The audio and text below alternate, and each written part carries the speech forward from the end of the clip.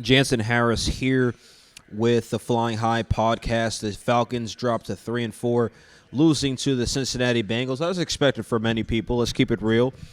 35-17, the Cincinnati Bengals, which, if overall we look at it, it's a slow start in 4-3, but they got the job done against the Falcons, and that was their play in the first quarter, if you ask me. When you take a 14-0 lead and you dominate like that, hey, things happen. And when you're able to jump on the Falcons, it made it hard for them on the road.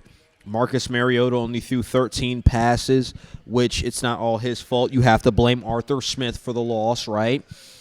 8 for 13, 124 yards, a touchdown pass. Tyler Algier, I thought he was all right. 16 carries, 50 yards, a touchdown. Marcus Mariota on the ground had 31 yards. Caleb Huntley, who I thought needs more carries, had 6 carries for 22 yards. And Avery Williams, who I think needs more carries, had only 1 carry for 4 yards. Disappointing game for Kyle Pitts, only 3 catches for 9 yards. We would love to see him more involved in the offense. Drake London, disappointing performance, 1 catch, 9 yards. That's really not good enough, you ask me. Let's keep it real. But for the Bengals, it was the Joe Burrow show. It was Joe Burrow for me, right?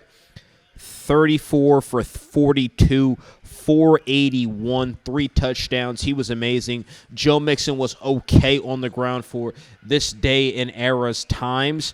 He had 17 carries, 58 yards, had a touchdown score. And Joe Burrow, he had 1 on the ground. So overall, 4 touchdowns for Joe Burrow, 481. He's probably going to be somebody's offensive player of the week. Tyler Boyd dominated the Falcons. 8 catches, 155 yards, and a touchdown. Falcons just couldn't guard him. You had Jamar Chase, 8 catches, 130 yards.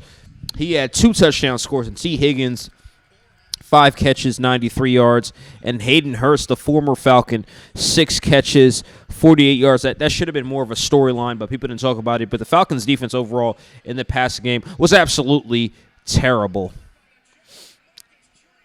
And overall stats, let's go to third down efficiency. This matters a lot. People don't want to talk about it, but this is the type of stuff that matters. You have the Bengals, 7 for 11, really efficient on third down. The Falcons only 4 for 10, not so good. Sacks allowed, just about the same. The plays, the total plays that teams were running, and of course, the more plays, the more opportunities you have to score a touchdown, right? It's pretty obvious. 66 plays ran by the Bengals, and only 45 ran by the Falcons. Falcons punted 6 times, and the time of possession advantage went to the Bengals. 33 minutes compared to the 26 by the Falcons. Look, the Falcons got punched in the mouth. Hopefully this is a wake-up call. Remember, the Falcons shouldn't even be 3-4. Let's be honest. This should be a team we most expected to be maybe 1-4 at this point, or 0-5.